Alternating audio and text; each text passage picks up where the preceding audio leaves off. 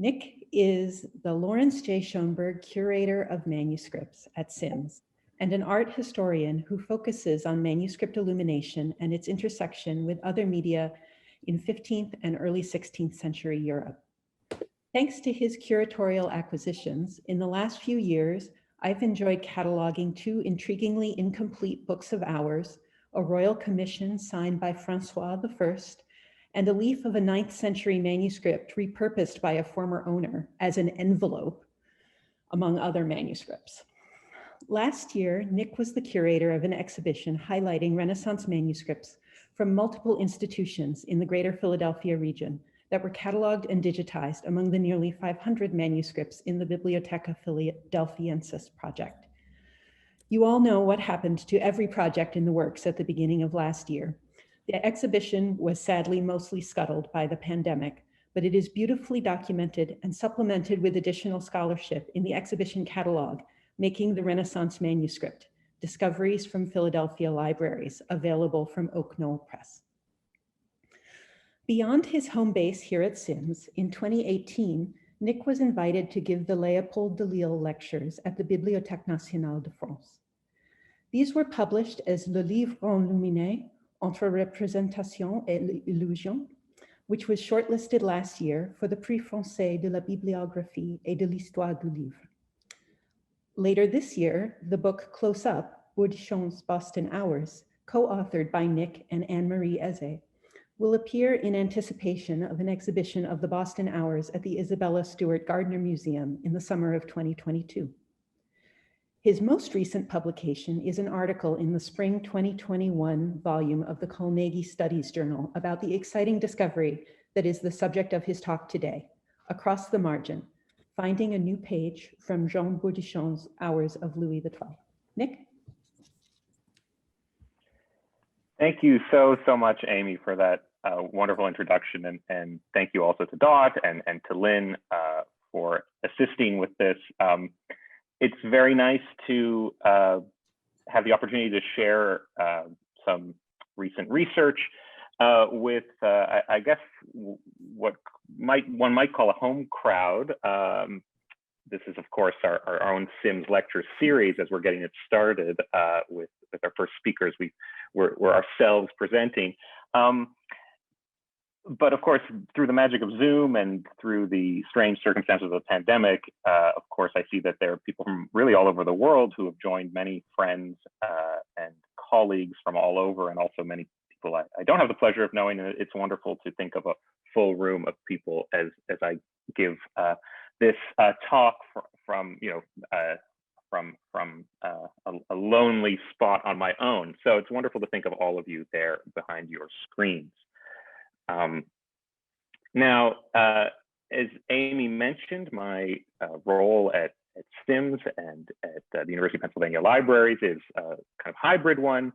And I enjoy greatly working with Amy and other colleagues, taking care of our wonderful collection of manuscripts at Penn, particularly the Lawrence J. Schoenberg collection, wonderful collection of close to 300 manuscripts that really very much in line with Penn's mission as an institution, are concerned with practical knowledge and the conveyance of information from antiquity through the Middle Ages to the early modern period and to today.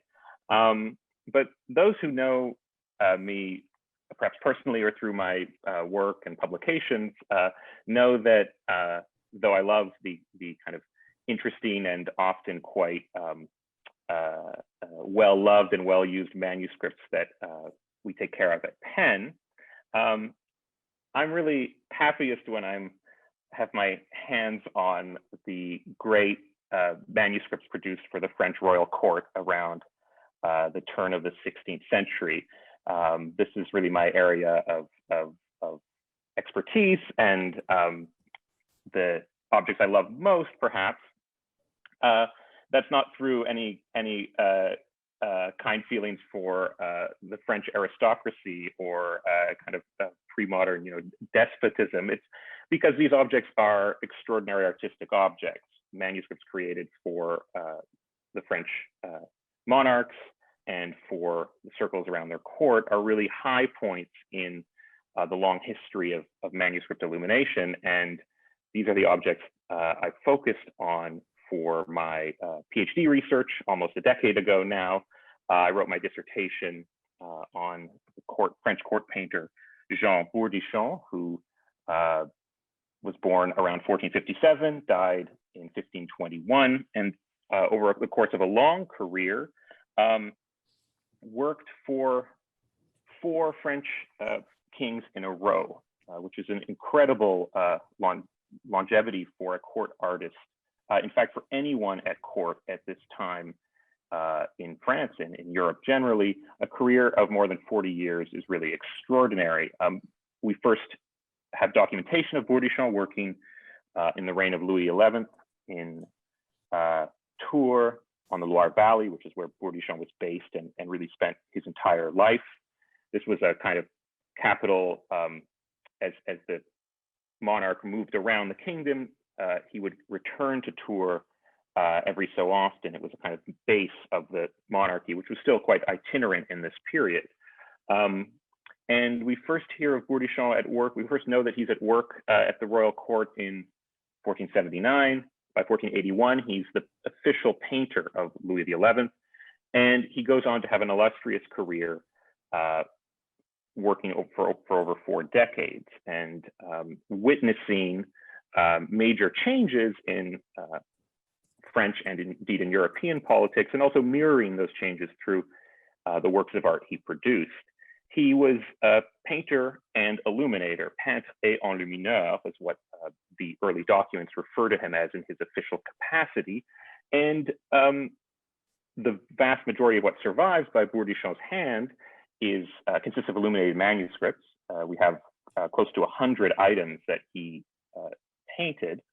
But we have documentation attesting to all sorts of other activities, painting shields and banners and tents and designing ceremonies and all these things that were really quite core to the work of a court artist in the 15th and 16th centuries in Europe. And we know Bourdichon did lots of this activity. He spent his time doing lots of things, producing lots of ephemeral objects that don't survive, and that's the nature of courtly production in this period. But we're lucky to have such a large number of surviving manuscripts.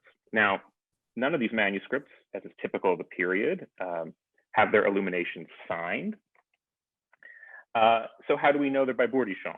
Well, the kind of fulcrum of Bourdichon's career and work is this wonderful manuscript, the Grandes Heures of Anne of Brittany, this great, very lavish book of hours produced not for one of the 4 monarchs that Bourdichon served, but for this extraordinary queen, Anne of Brittany, who has the particularity of being the only woman to have been Queen of France twice to 2 successive kings. And we'll get into that a little bit later.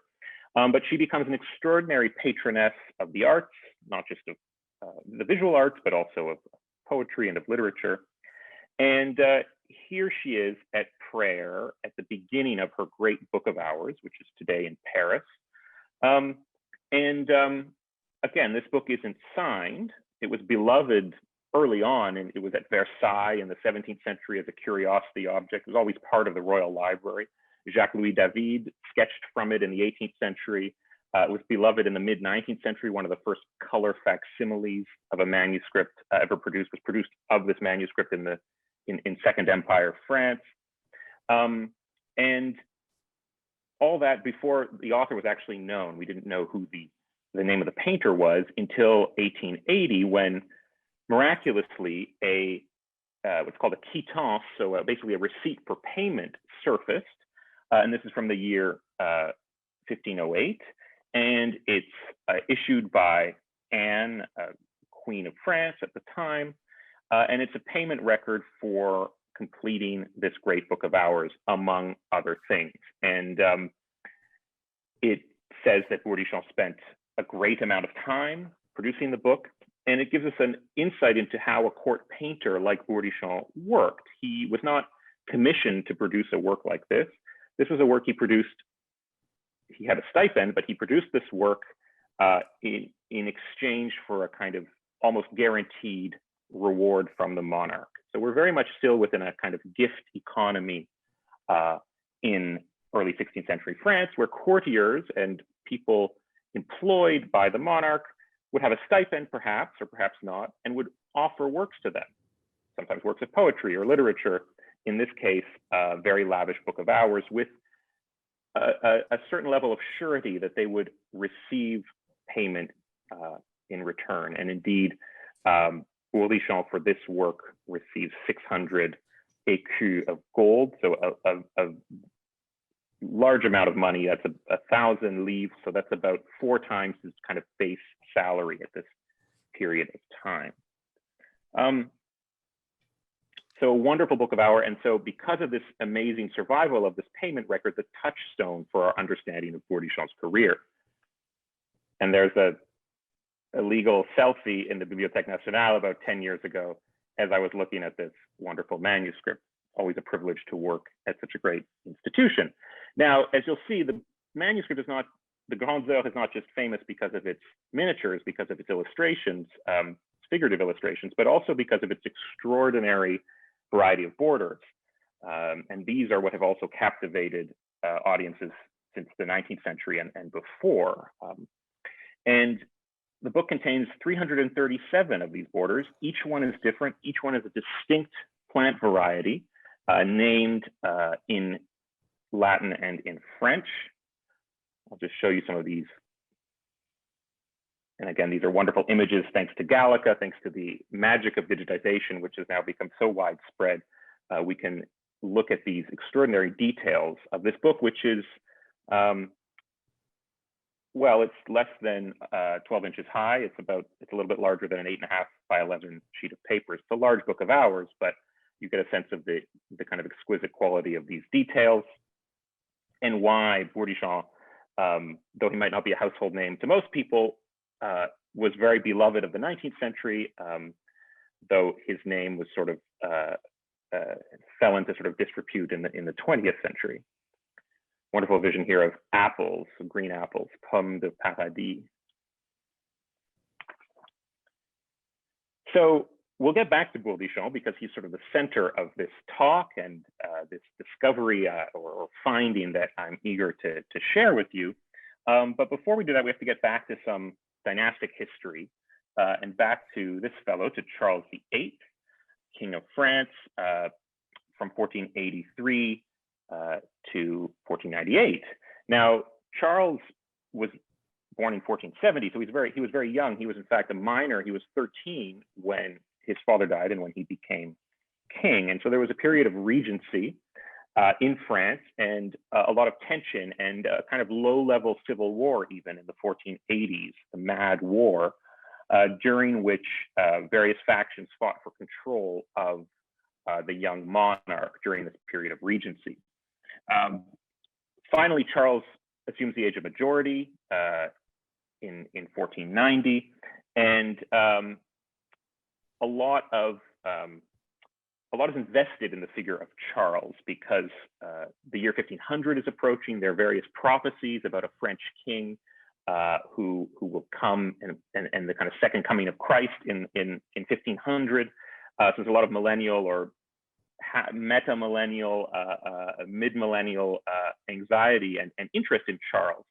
But unfortunately, this was not to be. And Charles, though he's this sort of great hope of the French nation as it's sort of reunifying after the 100 Years' War with England and after a period of disunity, he hits his head on a lintel at Amboise after playing tennis and dies the next day in early 1498.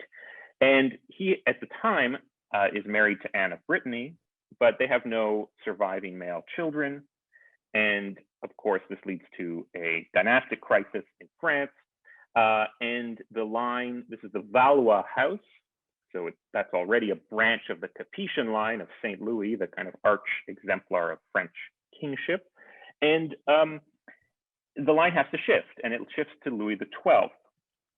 Louis XII was the third cousin, once removed, of Charles.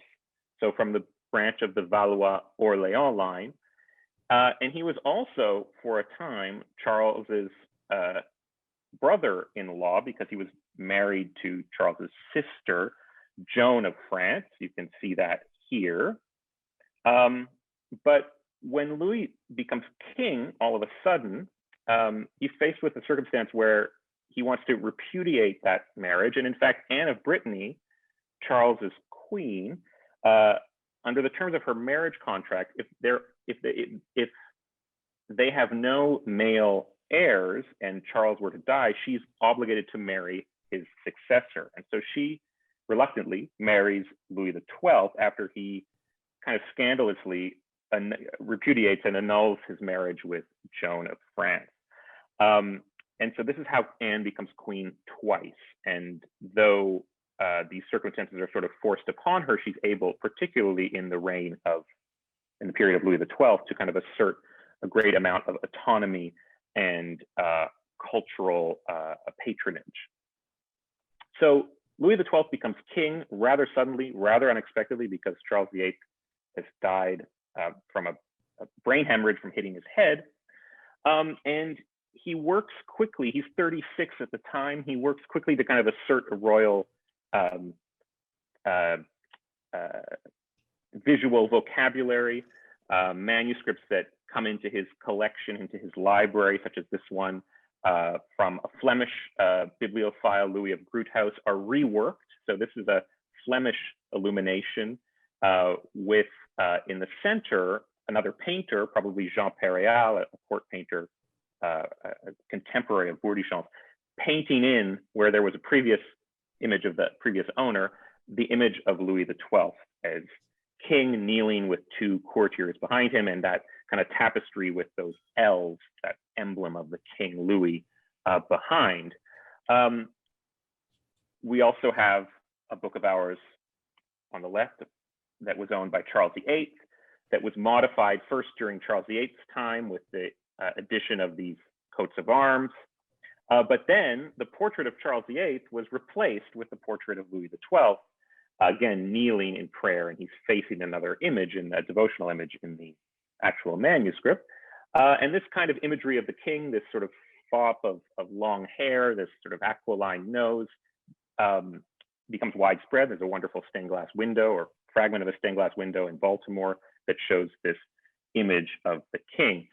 So what happens to a court artist like Bourdichon when the king suddenly changes, when there's not just a father-son lineage, but when the line shifts? Well, for Bourdichon, he had already been employed at the time of Charles VIII's death for almost 20 years by the royal court. He had first been employed, as I mentioned at the beginning, by Louis XI. And in the first decades of his career, he worked within the sort of, as an illuminator, within the bounds of kind of the traditional format of manuscript illumination. And thanks to work by scholars like François Avril and Nicole Bainot in France, in the past sort of 20 or 30 years, we've begun to understand Bourdichon's early style quite well. And this has led to some discoveries. And I point this out because this gives you an idea of Bourdichon's early style under the period of Louis XI. And it's also a local discovery. And I published these three previously unidentified pages from a book of Hours that are actually in the Barnes Foundation in Philadelphia, hanging there as we speak. One of the few places where you can go to a museum and see a work by Bourdichon on the wall.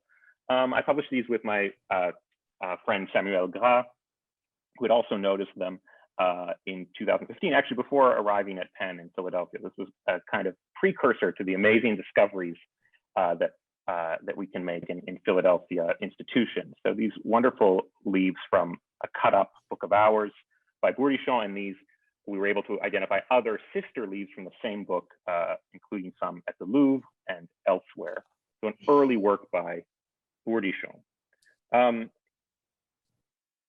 By the age of majority of Charles VIII, so into the 1490s, Bourdichon is becoming more adept, and he's called upon to make larger images, and the way that books of Hours are produced is sort of changing.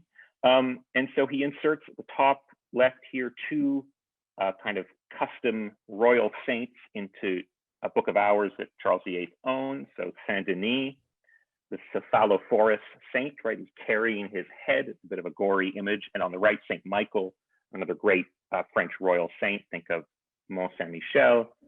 And below that, an image from a 14th century manuscript that was given to the king, became part of the royal library, and has this amazing heraldic frontispiece added. And a few years ago, I went around looking at these very carefully and attributed them actually to Bourdichon. Bourdichon is very vastly documented as a heraldic artist, painting shields, as I mentioned, and banners with the arms of France repeatedly. I believe quite strongly that he painted a number of these very kind of flashy frontispieces with Charles VIII's arms on books from other provenances that arrived in the French Royal Library. So these are the kind of activities he's up to right until the death of Charles VIII. Now, what happens to him when Charles VIII dies? Well, we have some documentation about that. Bourdichon was very well documented from a fiscal point of view, but not so much from a kind of artistic point of view. But we do know that, for example, Charles VIII had given Bourdichon a dowry, money for a dowry for his daughters, 1,000 livres, and that Louis XII, when he acceded to the throne, paid the balance of that sum owing. And also we know that in 1499, Bourdichon was paid his annual stipend. So in the first year of the reign of the new king, his stipend continued. So his employment was continuous. And he was given this substantial sum of money for this dowry for his daughters to be able to marry. So what did he do to deserve this kind of continued employment and this recompense? Well, the answer comes, I think, through an amazing discovery that was initiated. This is really a process that has happened over decades, and numerous scholars have added to the story. But a discovery initiated by Janet Backhouse, the late Janet Backhouse, curator at the British Library, who in 1973 published a short article on this topic, noticed that a number of cuttings or miniatures that had been cut out of a large, lavish book of hours must have come from the same book. And through the iconography of these miniatures, we can very easily tell that they come from a book of hours, and that there are therefore certain miniatures that are missing that one would expect in every book of hours, even a royal one, or perhaps particularly a royal one. And she noted this, that they may be related to this, an image she only knew through a black and white photograph of Louis XII kneeling in prayer. This is exciting because these miniatures, or these leaves that Backhouse identified, are of extraordinary quality. The Virgin Annunciate, so the Virgin Mary receiving the news from the Archangel Gabriel. This is an extraordinary work of art. I'm showing you an incredible level of zoom here, zoom on zoom, the detail in the brush strokes and the faces and the flesh tones, the use of gold, kind of net gilding to show highlights and different values in the drapery. Wonderful work of art. And crucially, Backhouse was able to connect those miniatures, because of the text on the floral decoration on the back of them, to a kind of fragment of text leaves, about 53 text leaves at the British Library as well. And you can see them here. And these have these wonderful borders. They're not as elaborate as the borders Bourdichon would later make, but they are kind of a precursor to that. Now, in my dissertation research, I was able to make a small addition to this, perhaps to this story of this book. If you look very closely at the details I'm showing you on the right from that page opening, and I hope you can see this through the image, you'll see that, well, the blue acanthus leaf on the right is kind of beautifully modeled. It's sort of buttery. It has white highlights that are very fine. And the one on the left has light blue highlights that are not quite as fine. There's also a series of other borders that are kind of even less kind of finesse than the one on the left. Incidentally, the borders of the type on the right are all surrounded on four sides by a red line, and the borders on the left are surrounded by half gold and half red. And the less fine borders, which I'm not showing you, are surrounded by black.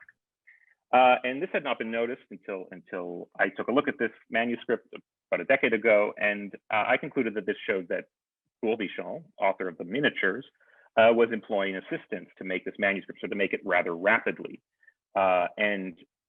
I suggested that this assistant, the kind of more capable assistant, might be this master of Claude de France, a wonderful artist who inherits kind of Bourdichon's tradition of floral borders, and was the subject of a wonderful exhibition by Roger Wick, my dear friend and colleague at the Morgan Library.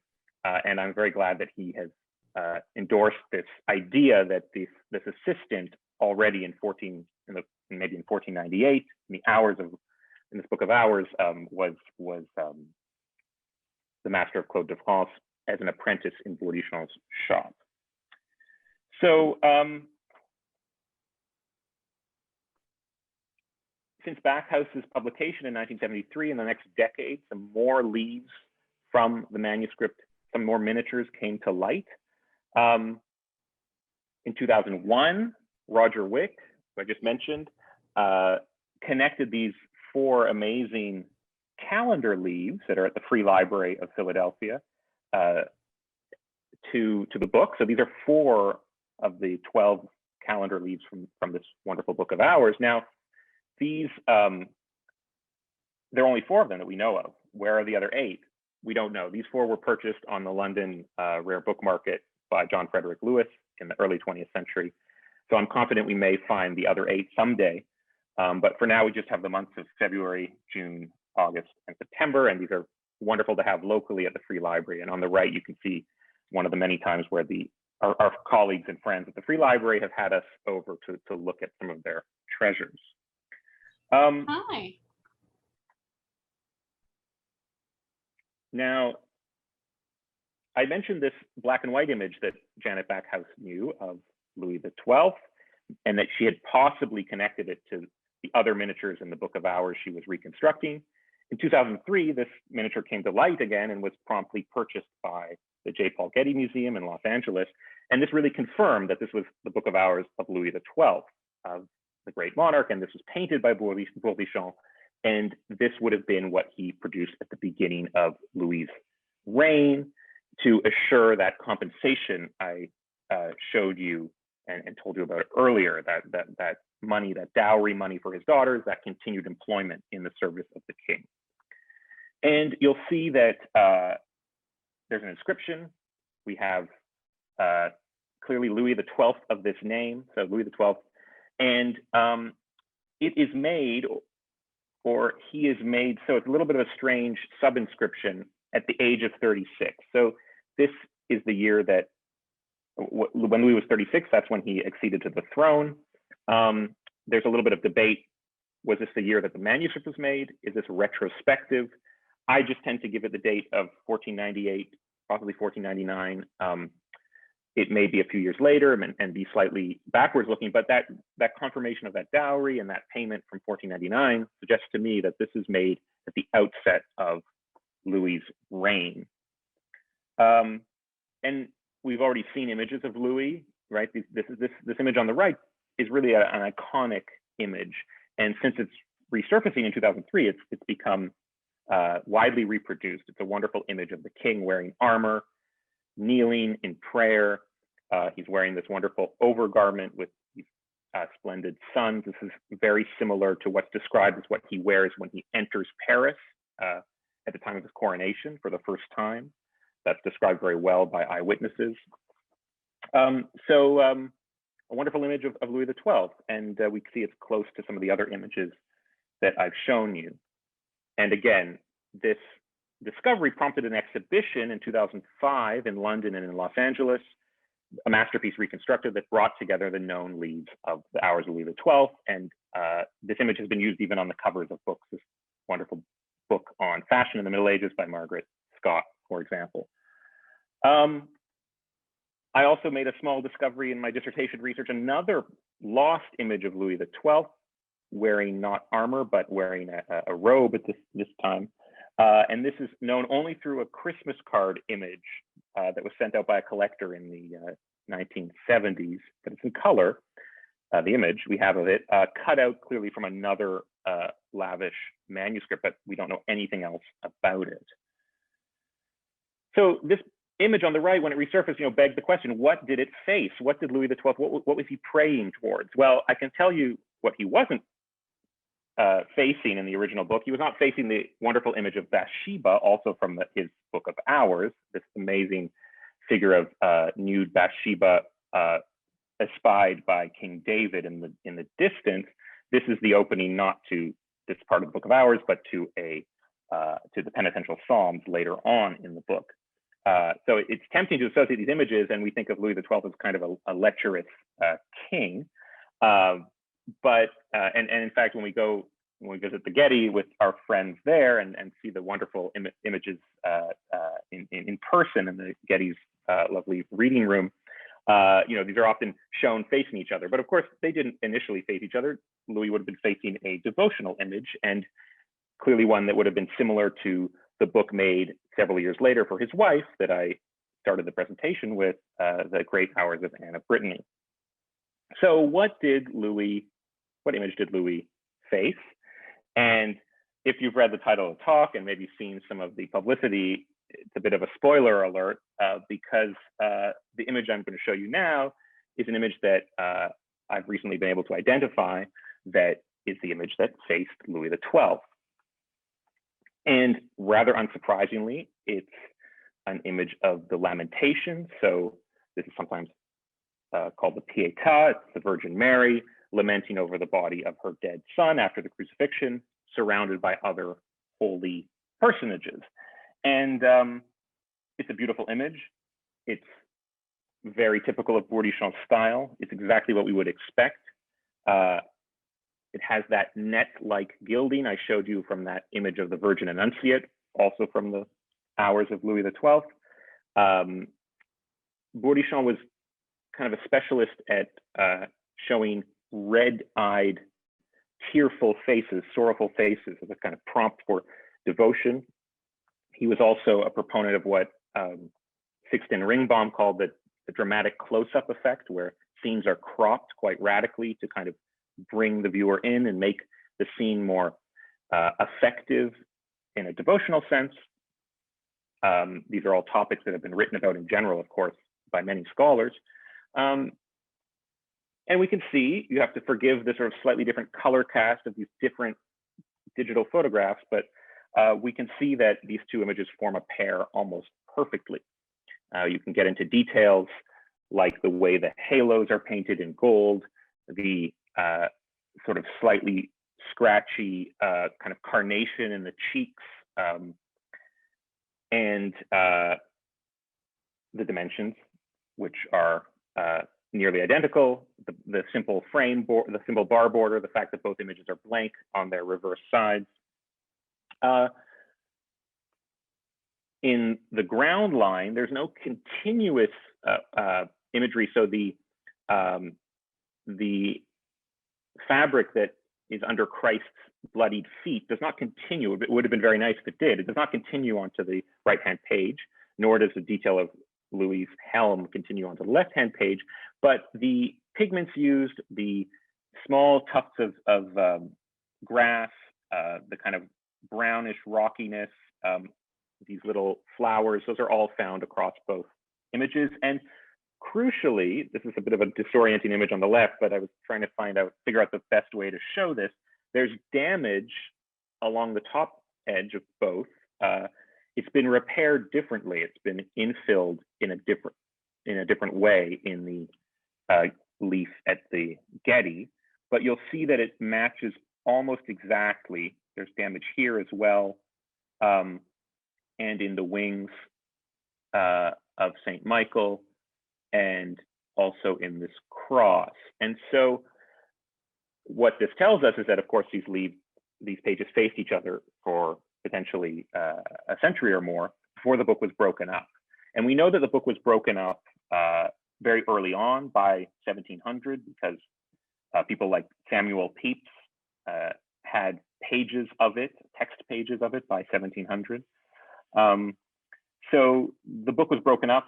The images collected very early on in England, not in France, which is itself interesting.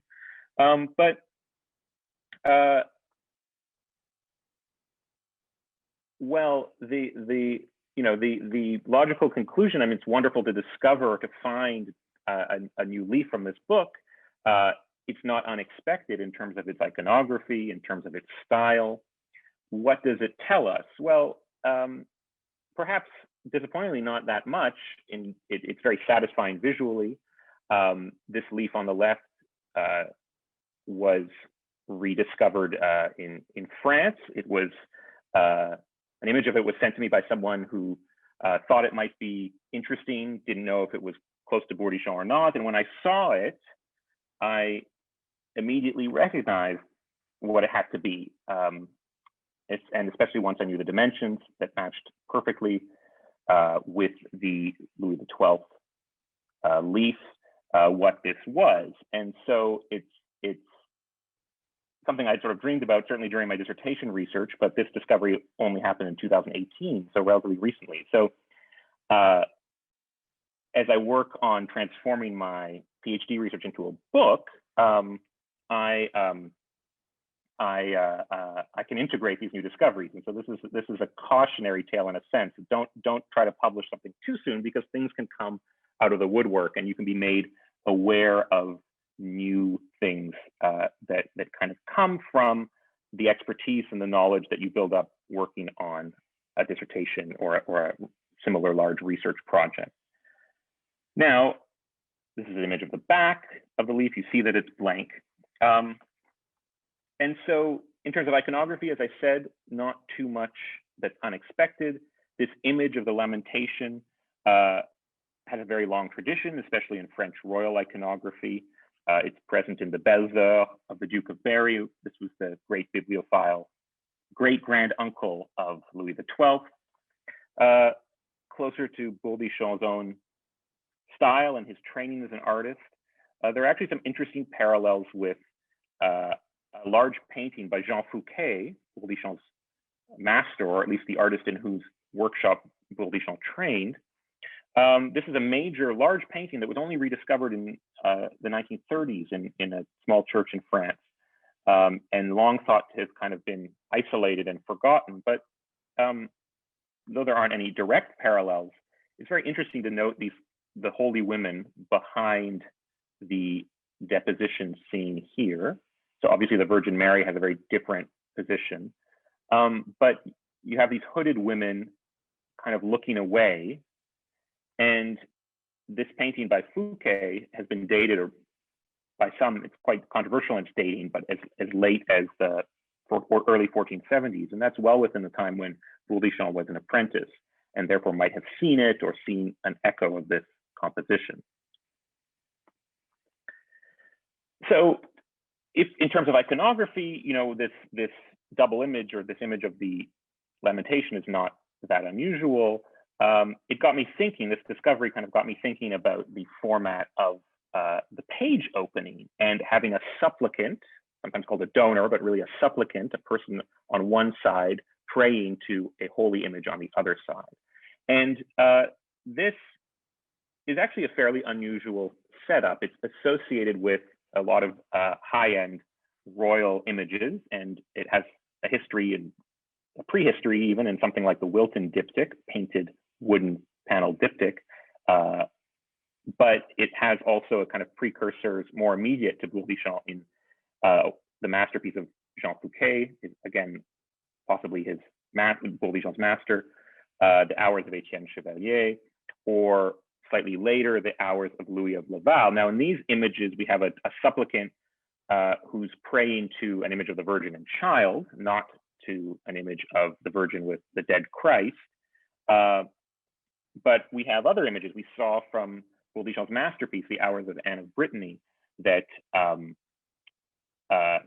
we have the same iconography, Anne facing similar central composition of the Virgin with the dead Christ, but with a slightly different array of characters behind. We also have Charles VIII Book of Hours here, renovated for Louis XII, as we saw the portrait replaced, but it was produced in Paris but shares that same iconographic correspondence. Now, making a page opening in a manuscript with two images seems like a no-brainer. It seems like something obvious, but it's actually quite an unusual thing to do. And in the kind of last part of my talk, I'd like to just delve into this a little bit, because this is really what the discovery of this new leaf by Bourdichon has prompted me to think about. What are the sort of dynamics? What is at stake when we have a page opening with imagery that follows from one side to the other? And again, it seems basic, but it's relatively understudied. Not a lot of scholars have dealt with this in terms of manuscript illumination, the page opening. There's a wonderful kind of survey of 1,000 years of book illumination and of page openings by Jeffrey Hamburger, which is wonderful, but doesn't really deal with this in detail with this later period of the late 15th century that I'm interested in. There's a lot of wonderful page opening imagery, continuous imagery, and corresponding imagery in Carolingian and Ottonian manuscript illumination. But then it kind of falls out of favor, and a lot of that is because of the nature of commercial book production in the Middle Ages. Of course, anyone who knows about the process of making a manuscript knows that generally the text is written, almost always the text is written first, spaces are allotted for the miniatures. And what I find a fascinating phenomenon is when artists or illuminators working in books begin to sort of resist this determination of having the text written out as a kind of impediment to the imagery.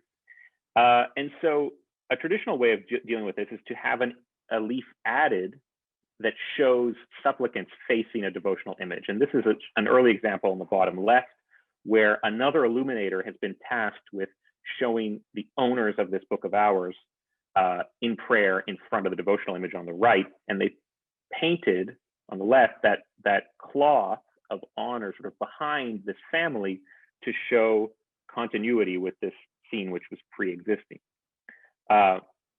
Fouquet and his workshop go to great lengths to sort of modify this scenario. And up here we have a book by probably Fouquet's son, an artist known as the Master of the Munich Boccaccio, very, very closely associated with Jean Fouquet, with his presumably his father. And instead of showing both figures in the Annunciation here, as was traditional, he decided to only show the Archangel Gabriel and to put an entire new scene on the left, to put in a tipped-in page, a tipped-in leaf, and showing the Virgin Annunciate. And behind, it's one of the wonderful things about this particular example, you have continuous architecture that suggests a window that while reading the book, we're looking into a space. We also have other innovative solutions here by a more kind of provincial artist, but where the pages are laid out with two kind of normal size miniatures, and the one on the right is expanded to include this kind of large, this what in France you would call a famille nombreuse, a large family praying to this devotional image, again, of the Lamentation. Now, you'll notice that in the reconstruction of the Hours of Louis XII, there's another double page opening that we don't have the corresponding image to, and that's the Virgin Annunciate. I showed you that wonderful image, and the Archangel Gabriel who would face her. And this is a scenario that's used quite frequent. Well, when these double page openings happen, they're often of an Annunciation. If they're not showing a donor, a supplicant, and a devotional image, they often show the Annunciation. The Annunciation, of course, is an image that's all about transmission. It's all about moving from something old to something new. It's about movement. And so the page opening is an ideal support for the Annunciation. But in most cases, the artist has to erase the text that's been pre-written by the scribe for a single small image and paint these larger images and then rewrite the text. And I'm showing you some examples, including at the bottom left, a wonderful book of hours from Bourges in Philadelphia, at the Free Library, that shows something like the composition that Bourdichon would have adopted. Now,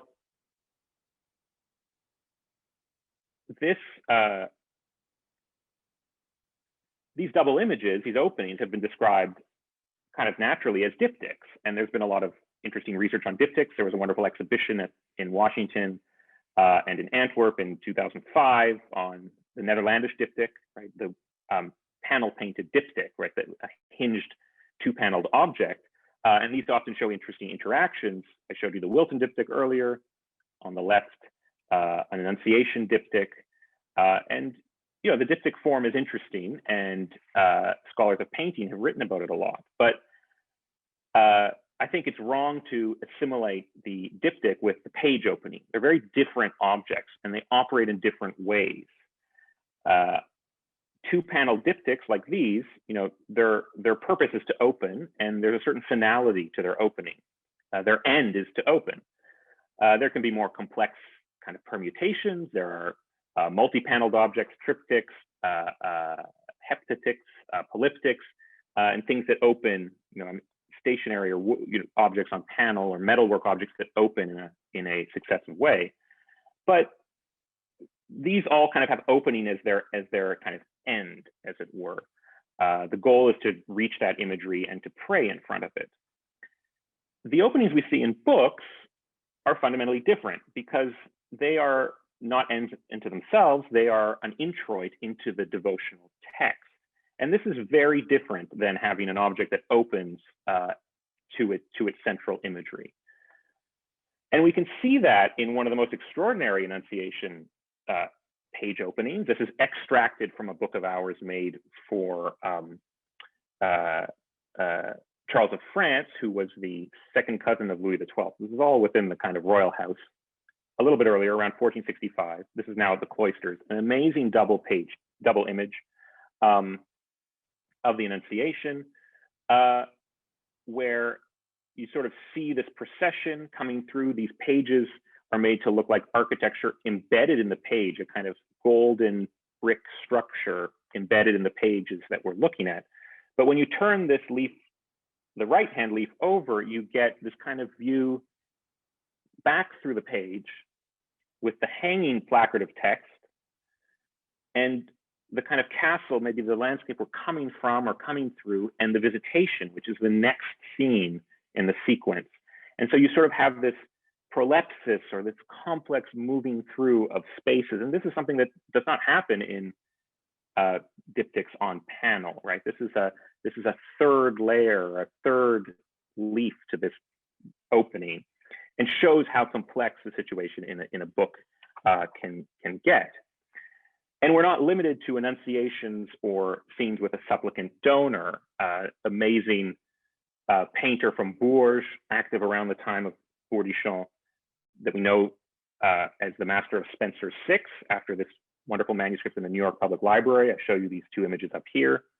He does the Annunciation as a double page, as an opening, but also at the beginning of this book of hours, right at the beginning, has the expulsion from Eden of Adam and Eve, right? The expulsion is a directional, directed action that happens across the page with this amazing red, fiery seraph expelling Adam and Eve. You could argue that these are just rectangular paintings, that the artist has just kind of expanded the field, but there's this directionality in both of them. And a recently resurfaced book by the same artist, I'm showing you these four very small images below, that's kind of the pendant to this New York Public Library book, furthers this. So there's a very similar Annunciation, but instead of the expulsion, we have the admonition of Adam and Eve, a very unusual and rare scene. It looks like it's taking place in almost the same version of the Garden of Eden. We also have, this is really two separate images from the story of David and Bathsheba, but this last image, the three living and the three dead, this encounter, again, of a kind of moralizing encounter between the living and the dead, and this passing through of life. So it works as a opening image, as a double page image. So I guess what I'm arguing is that we should think of page openings as fundamentally different from diptychs.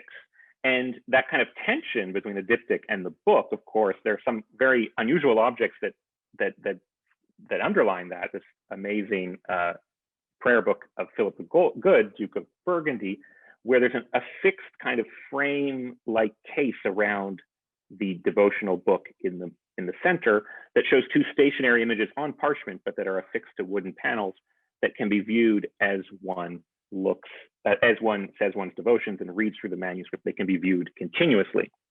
In Bourdichon's period, a very idiosyncratic answer to this question of how do I make this double page imagery omnipresent in the use, during the use of a devotional book, is a solution has arrived at only in two surviving cases by Jean Poyet, a contemporary of Bourdichon's, another royal painter. These are the only two surviving books like this, or at least that we know of, where holes have been cut systematically through certain sections of the text prior to being written, of course, right? This is all designed in the book, so that images on either side can be viewed as one pages through the manuscript. And you see that really in the image on the left, but on the right, you have to understand that the lozenges are cut out of the center of the book through several pages of each section. So when you're reading the Hours of the Virgin, which opens with the image of the Annunciation, you can see the Annunciation continuously as you're reading. So it kind of squares the circle, no pun intended, of being able to see your images and read the text too. Now, I'm not contending that Bourdichon, in his relatively conventional page opening that we've reconstructed today, that he was as clever or intelligent as some of these more innovative artists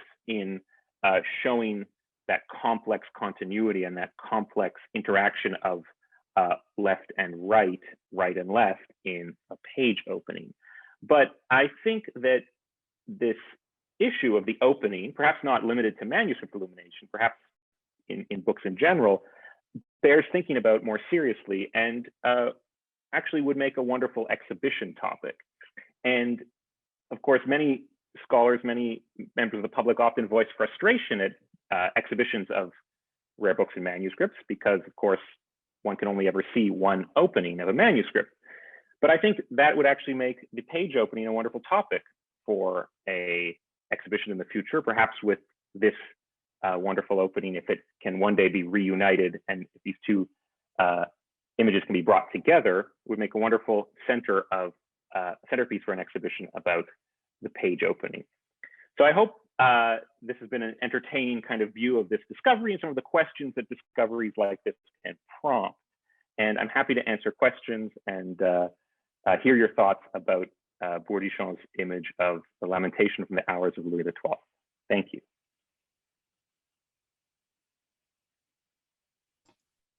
Thank you, Nex. I'm giving you a round of applause on behalf of everybody. Thank you for that not only very rich lecture, but very beautiful lecture. Those images were just gorgeous to look at, especially on a Friday afternoon at the end of a very long week. I'm sure there are questions. So if you want to, you can say in the chat that you have a question, or you can type your question and I can read it out, depending on how you feel most comfortable.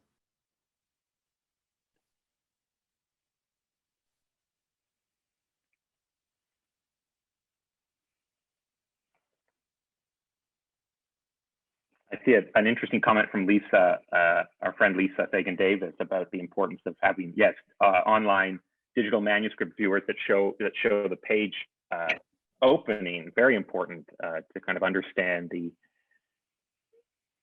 the interface of the two pages and how that works. Absolutely. That's not always the case, as Lisa knows. We don't always have the ability to see those two images. I mean, incidentally, the first thing I did when I got a photo, when somebody sent me the photo of the Lamentation, was to bring it up on screen next to the Louis XII, and right away it just kind of clicked. I mean, I'm not unique in having done that. I mean, anyone faced with that who knew a little bit about Bourdichon would probably have attempted the same comparison. But this was very exciting to me, and when it happened, and so yeah, very satisfying to complete that page opening. We're still looking for some of the other miniatures, so please keep your eyes peeled.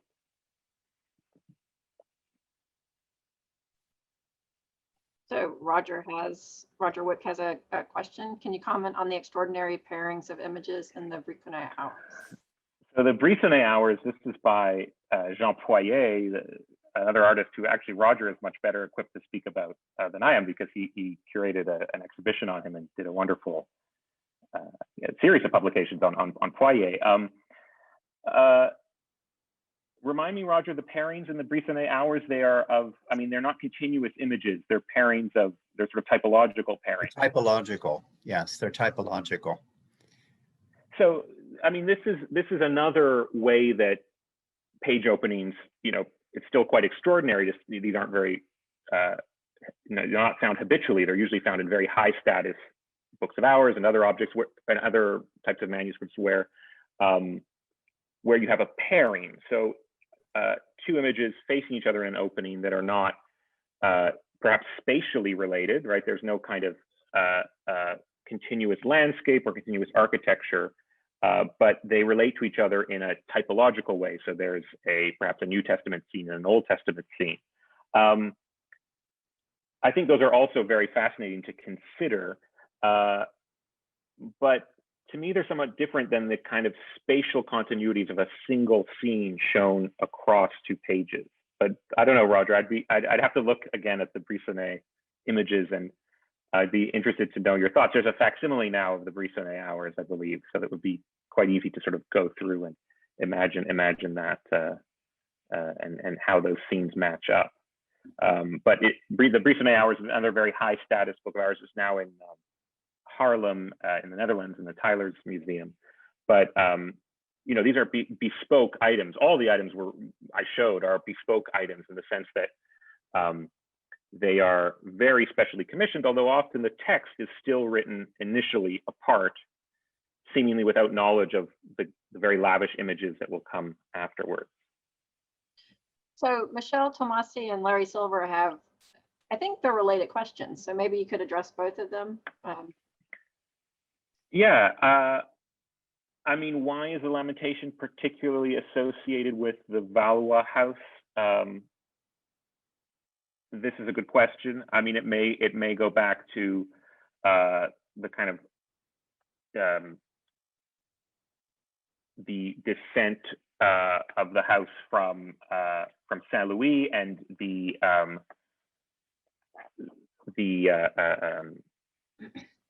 relics of the crown of thorns in the Lamentation for the Hours of Anne of Brittany. You have the crown of thorns in the bottom front foreground. I don't know if I can. You don't have it in the. You don't have it in the kind of more pared down, quite sort of simplified image here. You don't have the crown of thorns, but you have it in Anne's book. And sorry for jumping back and forth, but let me pull that up as well. So perhaps there's an association with the relics of the Passion. That's a kind of quick answer, but it is an image that is used particularly in the period around 1400, so the great artistic kind of fluorescence of the French court, the Valois courts around the year 1400, and with artists like Jean Malouel. I showed you the Limburg brothers, and there seems to be a sort of desire about 100 years later. Again, the line has shifted to Louis XII, to the Orléans line, of kind of associating, making imagery that is based in the tradition of the Vawa court 100 years ago. So that might be why the Lamentation is particularly relevant, as opposed to a Virgin and Child, which, as I showed, is actually really more common as a kind of target devotional image on the other side of the supplicant. But yes, so here we have the nails from the cross, the crown of thorns. I don't know if we can read that much into the presence of these details for Anne and not for Louis, but because this image overall is more ambitious, it's more detailed. This image from Anne's book, it has a continuous landscape background, which Louis' book doesn't have. But these are good questions. I mean, I think tradition and showing that one's, emphasizing one's lineage and one's legitimacy through a kind of revival of deeply sort of resonant images is one of the reasons. Are you ready for the next question? From Sure. Barbara Williams-Ellertson is asking if you could talk more about the continuity of unfolding action throughout the page sequence of a single book, referring to the cloisters example specifically.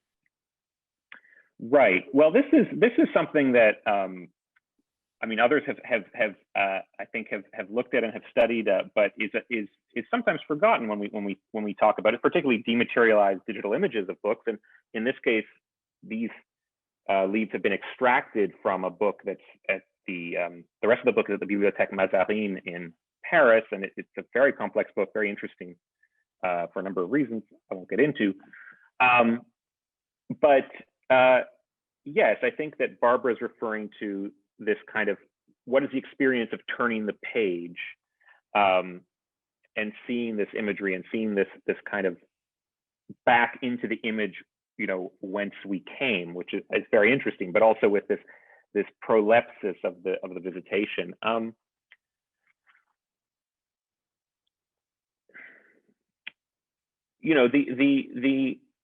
The only thing I'll say is that I'll refer to this very interesting work of Kate Rudy on dirty books, which is just such a marvelous study of the usage and wear patterns, not on royal books like these, because these are often in extremely pristine condition, both because presumably aristocrats kept their hands clean and maybe they didn't use their books actually as much as we think they might have. But more workaday books of ours, Kate Rudy has analyzed the thumbprints, how they're, the deposits of dirt. They're difficult to date. We can't tell for sure whether they're from original users, but they give us an indication. And the textual historians would like to think that these books were read kind of cover to cover for their textual content, but of course, rather predictably, the thumbprints and the dirt is accumulated around the images, the pages with images. And I mean, that's the case even with royal manuscripts. The pages with images are always a bit more worn. Is that because users were, in a devotional sense, were addressing them, were viewing those pages more? Or is that because of later kind of art historians like me coming in and paging through the book greedily just to see the images? But that sort of investigation can at least give an idea as to how the experience of turning the pages, so different from our sense of continuous reading of a 19th century novel or on a Kindle or something. I mean, this is a very different type of reading that's sequential. It happens multiple times during the day. It happens on a weekly, monthly, annual, liturgical schedule, church schedule. So a different type of reading and of accessing these images. Thank you for your question. All right, I think we have time for a couple more questions. I think the next one is from Lisa, who's asking about is Spencer 6 painted across conjoint bifolia? The images seem to go deep into the gutters as opposed to the other diptych openings from the other manuscripts.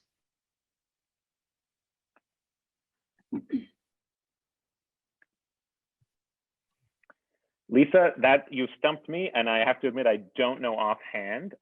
Roger might know because he was involved in the Splendor of the Word exhibition in 2005, wonderful exhibition at the New York Public of their manuscripts.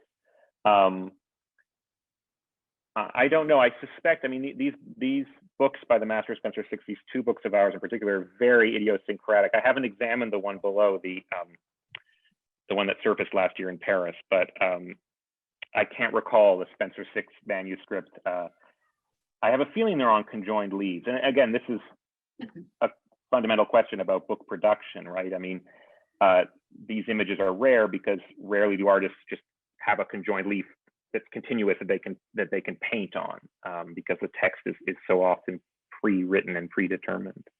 But that's a good question, and I should look more into that, into the codicological aspect. Roger chatted that he doesn't know. Okay. So I think one more question from Ann Kuttner, who is very interested in the distinction between the panel painted diptychs and the page openings that introduce the experience of paging and reading. So how does a page, the praying owner, work with the book of text experience of the book that follows? Right. Well, Anne, thank you. That's a wonderful question. And your questions often kind of get right to the core of things in an amazing way. Especially because you're not a medievalist, you're a classicist, but you just are so perceptive about these things. And I think that the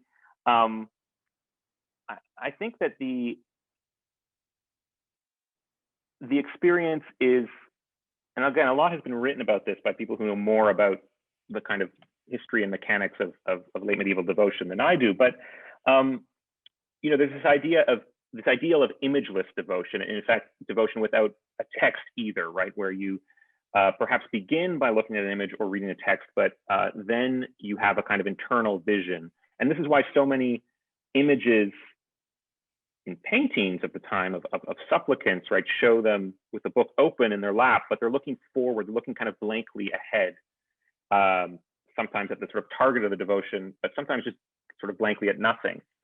And interestingly, more frequently, when there are couples shown, the man is shown kind of in this, sometimes without a book, in this kind of absorptive mode of devotion, and the woman, perhaps for kind of misogynistic reasons, is seen to be more reliant on a devotional aid like a book or an image. But this ideal of sort of imageless devotion is strong in the late Middle Ages, but it's an ideal, and so lay people have to work through images and work through text. And I think the sequential reading, you know, is interesting, and that Master of Spencer Six is quite unique in having that expulsion from Eden at the very beginning of that book of hours in New York at the public library, you know, which suggests the kind of history of salvation and redemption culminating later on in the book in the Annunciation and the beginning of the story of redemption as you read through the Hours of the Virgin. Because, you know, habitually one, at least as far as we understand it, you know, a book of hours would not be experienced in, you know, continuously and sequentially. You know, you wouldn't start with the calendar and sort of read it through and then start on the, you know, the gospel extracts and then et cetera. I mean, that's not how you would read a book of hours in our understanding. But these sort of images that Master Spencer Six does kind of suggest that there's a sort of artistic plan to how one could consider the whole book and moving through it. But that's a very interesting question. Thank you for that. Yeah, I think, thank you, Nick, for such a wonderful lecture and a fantastic way to end the week.